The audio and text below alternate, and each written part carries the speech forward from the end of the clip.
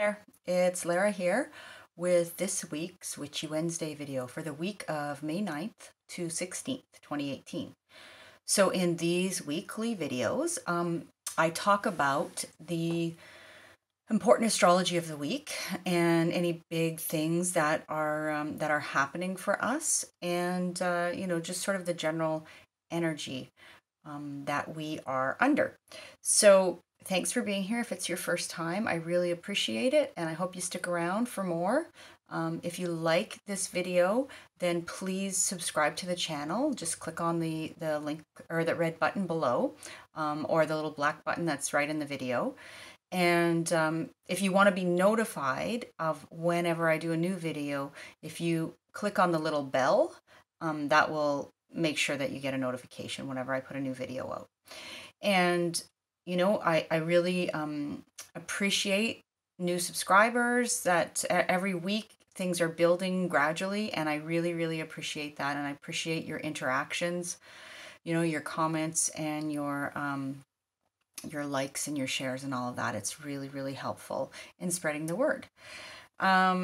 So this week we have a pretty major event happening on Tuesday specifically. So, and I know it might sound weird, but because today's Wednesday, right? But I do these videos from Wednesday to Wednesday. It's sort of just my way of doing it. And I like to cover the weekend sort of in the middle of the road. And it's what works, right? For scheduling and that kind of thing too. So we are, before I do the next week's Witchy Wednesday video, next Wednesday, which is the 16th, there's a big shift happening. And most notably, this is Uranus moving into Taurus. I did a whole separate video on this because it's kind of a big deal, and it's going to impact us for the next 7 years. So I did a separate video on this, and I'll put the link below so you can check it out if you haven't watched it yet. And in that video, I actually talk about what area of life this Uranus transit will be felt the most, depending on your rising sign. Now, I don't think I said this in the video, but listen, if you've ever had a reading with me, you probably heard me say during the reading that if you're somebody who happens to follow horoscopes, first of all, not all horoscopes are created equal, right? In fact, a lot of modern, like the popularization of horoscopes has kind of given astrology a bad rap, and made it seem like more of a parlor trick or something that's really kind of fluffy and with no substance, and nothing could be further from the truth. But if you are somebody that listens to horoscopes, there are some folks out there who do a really good job of it. And so be discerning, but do listen or read for not only your sun sign, which is, the thing that we all tend to know about our astrology, right? Like I'm a Pisces, for example. You may be a Taurus or a Cancer or a Leo. But there's so much more to astrology than just a sun sign. So also read your rising sign. And in fact, the rising sign is a really important piece of information. It's really key because our rising sign can tend to reflect sort of how things present for us in the material, mundane, day-to-day world. And so that can be really helpful. And also read your moon sign, because your moon sign is about your emotional life, right? And so if you don't know your rising sign or your moon sign, if you get a reading, then I cover all those things in the chart. And reading with me or somebody else who does that, then you'll have that information. But the only thing is to know your rising sign, we need a birth time, or a very, a pretty good estimate of the time you were born. So if you don't have that, a chart reading can still be done, and a lot of really robust information can be gleaned from your birth chart, but that piece would be kind of missing, or we'd be guessing at it. There's something called chart rectification that some astrologers do. I do not do that. But if you don't know your birth time, there's a process, a detailed process that astrologers can use to get a pretty accurate estimation of your birth time. So anyway, so in that video on Uranus and Taurus, I do talk about briefly each of the 12 signs and how this transit will be felt, or what area of life it will be felt in sort of most for you. So, check that out. I'm going to touch on that here, but that video speaks to it. The whole video is about this transit, so I really encourage you to do that. So right now, we kind of have this, for the early part of the week, like, even yesterday, day before, kind of, we're still feeling this continuation of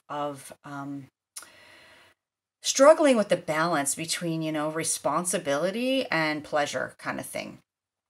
There's been a lot going on, a lot of pressure building up. I talked about this in a Facebook post yesterday. Yesterday was not a good day for me. And I know it wasn't for some of you too, because I heard from you. I was really having a difficult time, lots of obstacles and frustrations and aggravations, and just kind of feeling pretty fed up and defeated in many ways. Fortunately, I know that these things pass, right? And so today's a much better day, I'm happy to report. But, we are, most of us have been having a bit of a struggle, at least in some area of our lives, about having too much responsibility and not having enough time or energy to look after our own needs, and for pleasure and fun, that kind of thing. And so there's a lot of energy. You've heard me say now, if you've been watching for a while, a lot of energy in Capricorn still will continue to be a theme. And it's really like, Capricorn is a responsible energy, and it's very much about doing the work and putting one foot in front of the other and climbing, the mountain. Capricorn is the sign of the goat, the sea goat, actually, but climbing, keep on climbing and keep moving towards the goal, keep your eye on the prize kind of thing. But also, a lot of sort of obstacles and frustrations can come up for us. So this energy is shifting a little right now, but there is going to be a massive shift again mid-month. And I'll get to that as we go through here. I have notes over here. Again, if you've never watched me before, I always have sort of a sheet of notes so that I don't forget to tell you something, and it helps me remember the dates and that kind of thing. So we have the moon, as I'm recording this today, currently in Pisces, and it will shift signs into Aries on Friday, then enter Taurus on Tuesday the 15th, the same day as Uranus moves into Taurus. More on that in a minute. And then later that same day, it will shift into Gemini. And so if you are somebody who follows the moon phases, again, in these videos, I don't go too much into the nitty-gritty details of the moon, rather than to talk about new moons and full moons and any significant aspects, because the moon changes signs rather quickly. And so keeping track of all the little shifts would be, the video would be very, very long. But I'm thinking about other ways that I can perhaps share that information with you, in other sort of formats. So, stay tuned.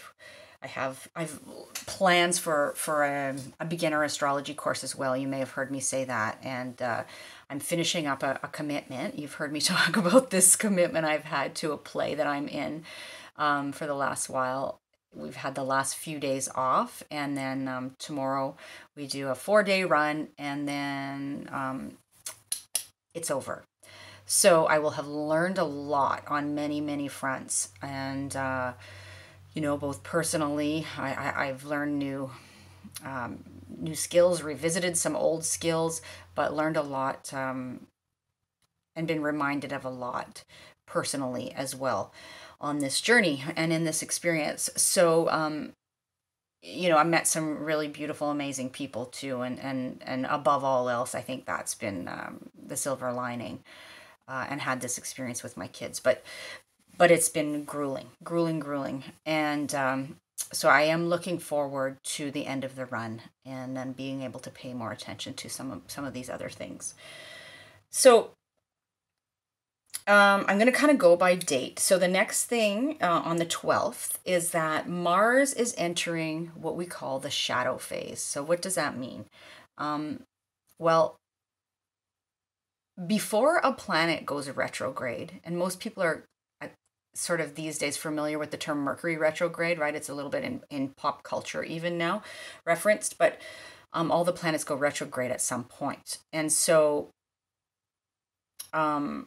except for the sun and the moon, because technically they are what we call luminaries, not planets. But so Mars enters the shadow phase on the 12th. So this just means that Mars is moving over territory right now that it will later revisit when it goes retrograde. So it goes retrograde on June 26th and stays retrograde August 27th. And so retrograde just means the planet appears to be moving backwards in the sky. So it's covering this, you know, it's covering the same degrees in the zodiac back and forth a few times. And so these themes tend to be revisited for us. We kind of get the chance to go back over the ground because there's something that we didn't take note of, we didn't pick up on, something that needs readjusting in these areas, in these themes. And so a retrograde gives us the chance to do that, and also to move inward more in whatever, you know, themes or areas or energies the retrograde is impacting. So Mars is the planet associated with our drive and our will and our ambition and our passion and our instincts, and even our sort of creative spark, like that initial coming into being, right? Mars rules Aries. Aries is the first planet in the zodiac, that initiator.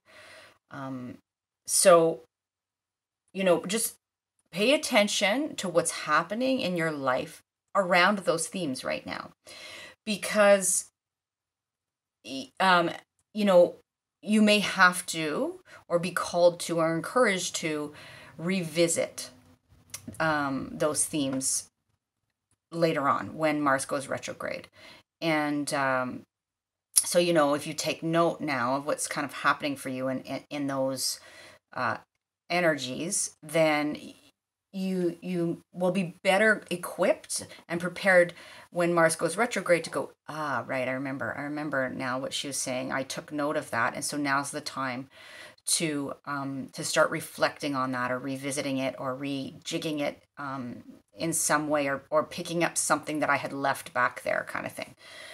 So so that's Mars going into its shadow phase. And then on the 13th, Mercury enters Taurus, and it stays there until the end of the month.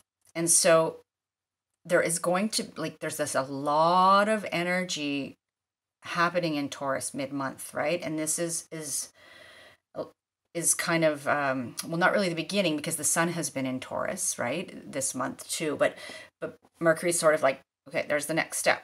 And then we have the new moon on the same day as Uranus going into Taurus. So with Mercury is the planet that rules our thinking, are anything related to the mind, in terms of thinking, ideas, logic, intellect, exchange of information, communications, texts, emails, phone calls, and also short distance travel too. Mercury can rule that. So when Mercury enters Taurus, our thinking tends to be a little more grounded, a little more practical, a little more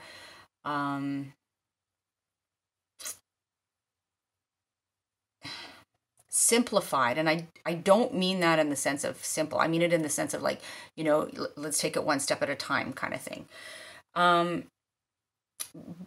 It tends to be more common sense, but the flip side is it can also be more rigid, right? And with this, these shifts that are bigger shifts that are about to happen, rigid thinking is not going to serve us. It is not going to serve us. Those folks who are really stuck in their ways and really attached to old ways, old modes of thinking, and really don't like to kind of get out of their comfort zone, may struggle a little bit. And I'm not saying that to scare you. It's just that it's really important to be open-minded, moving forward, and to understand that you may have to be flexible, and hanging on to things and really rigid thinking is not going to serve you in the end.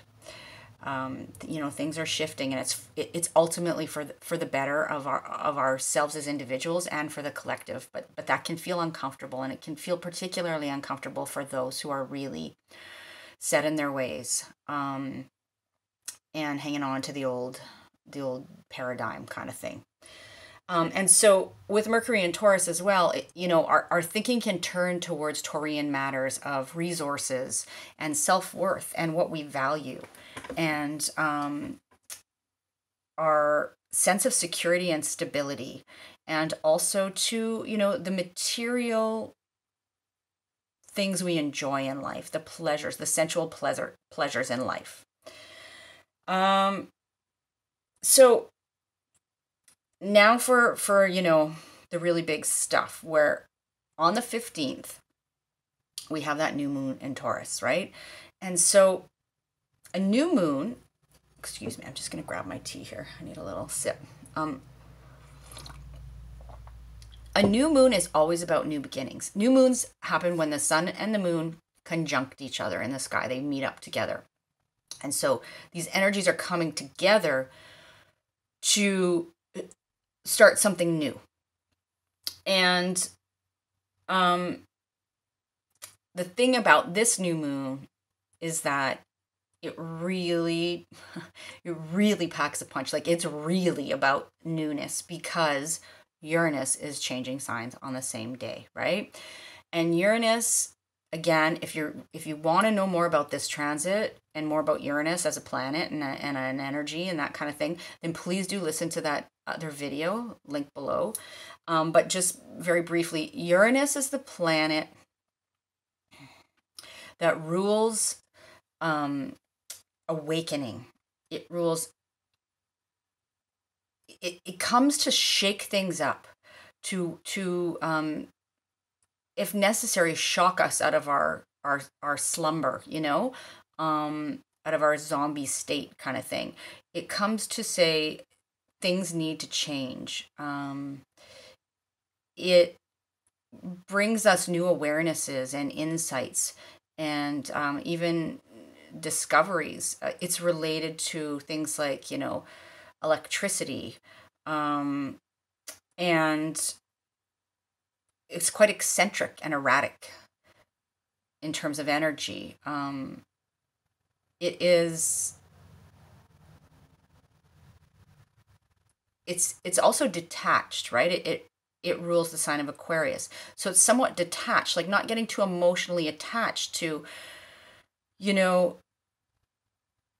to the change, to the shakeups, to, you know, like Uranus kind of comes in and goes, you know, I'm gonna shake things up because it needs to happen, but I don't feel too bad about it. I'm not really getting emotionally attached, because this is in your best interest, right? And in the interest of the collective. Uranus is this, Aquarius, which is ruled by Uranus, is the sign of the collective. So, so this new moon is going to be particularly powerful. It's going to really hearken in a new era, really, in many ways. And we're going to see the initial signs of that happening very soon. So again, you know, look to the place that Taurus falls in your chart. Whatever house Taurus falls in your chart is the life area where you will feel this Uranian energy most profoundly. I'm actually going to show you the chart right now while I'm thinking of it so I don't forget. So I know it gets a little dark when I put it up to the screen here. One of these days I'll maybe get a little bit more professional lighting situation sorted out.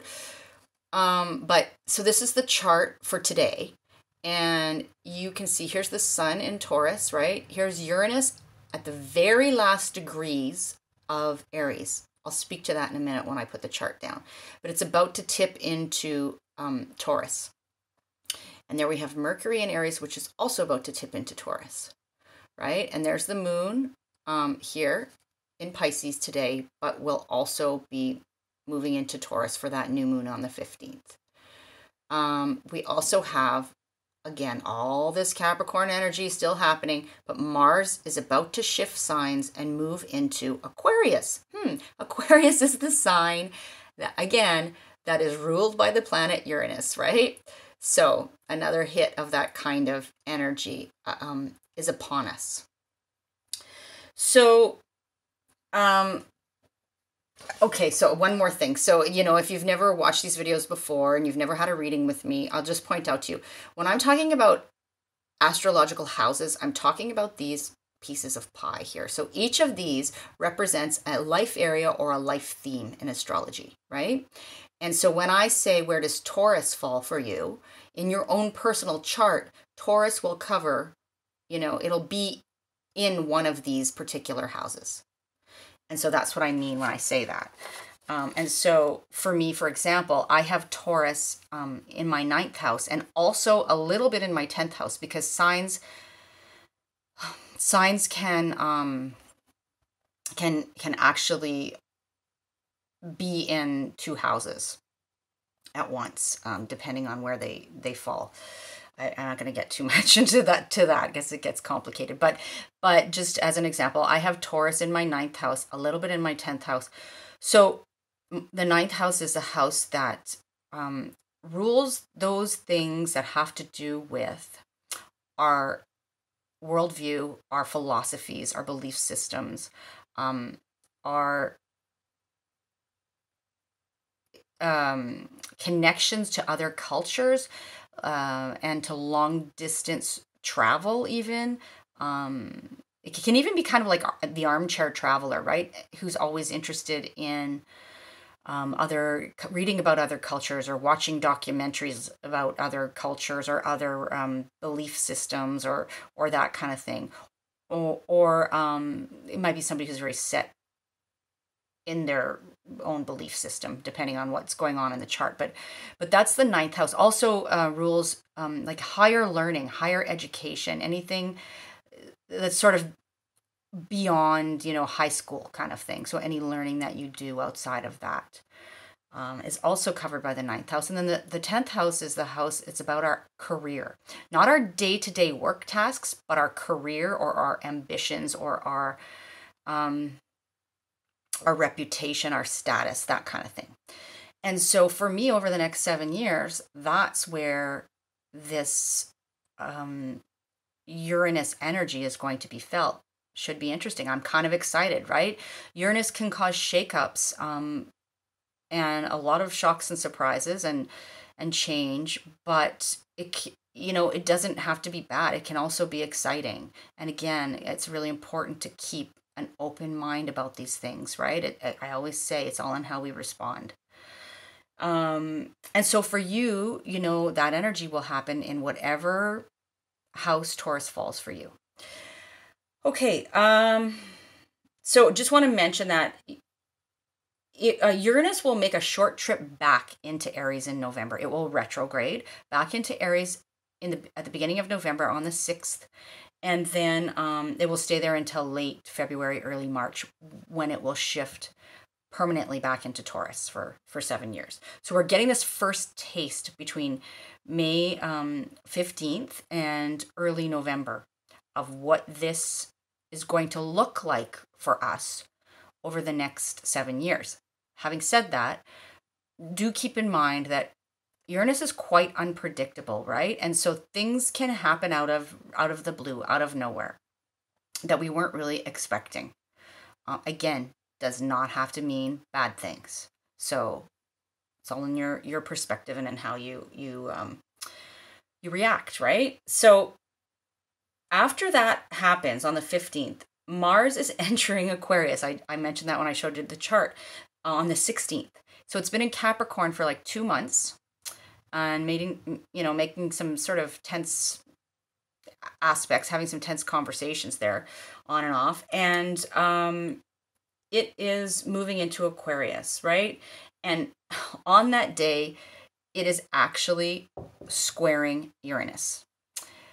So Mars in Aquarius will be squaring Uranus in Taurus.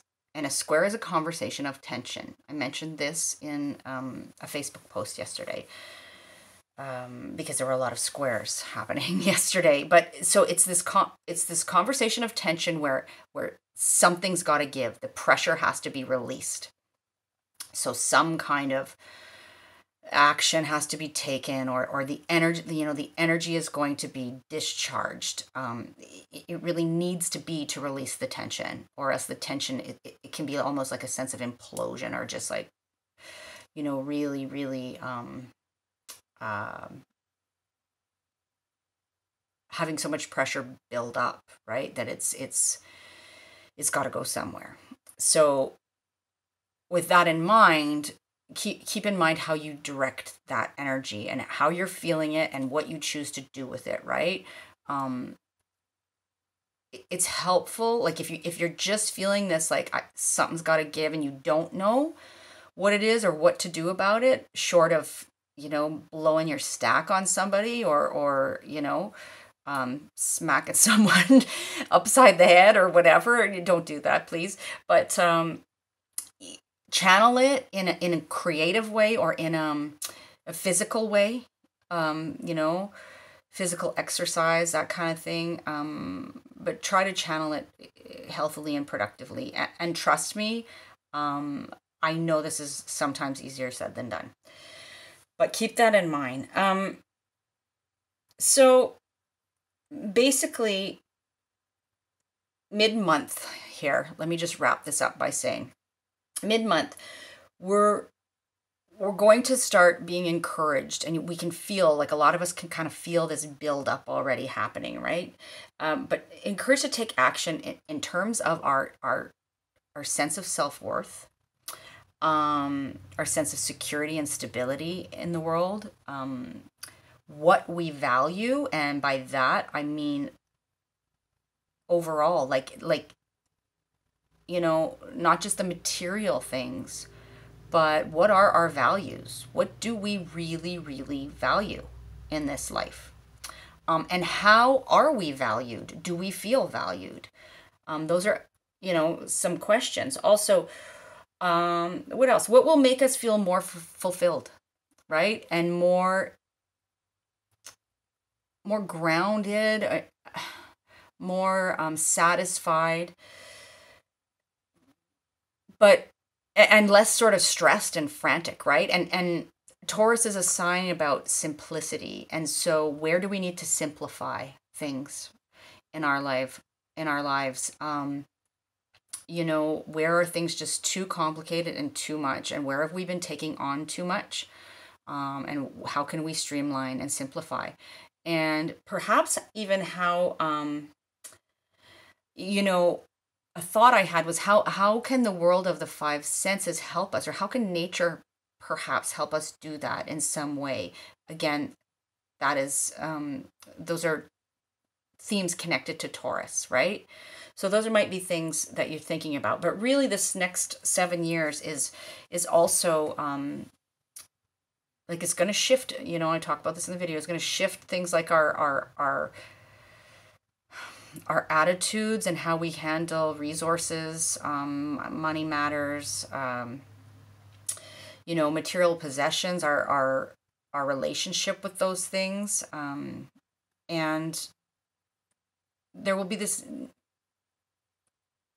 need for seeking freedom in terms of our relationship to those things, right? And we may have some trial and error involved.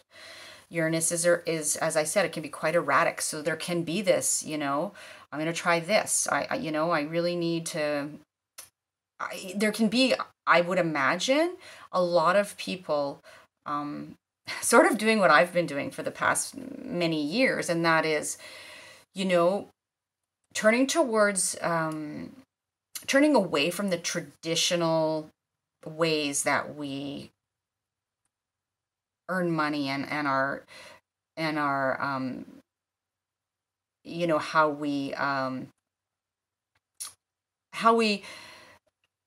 make a secure space for ourselves, right? There'll be more and more people, I imagine, turning towards entrepreneurship and you know, pioneering different ways to sustain ourselves and to make money and to fulfill our needs in a material sense, but also in a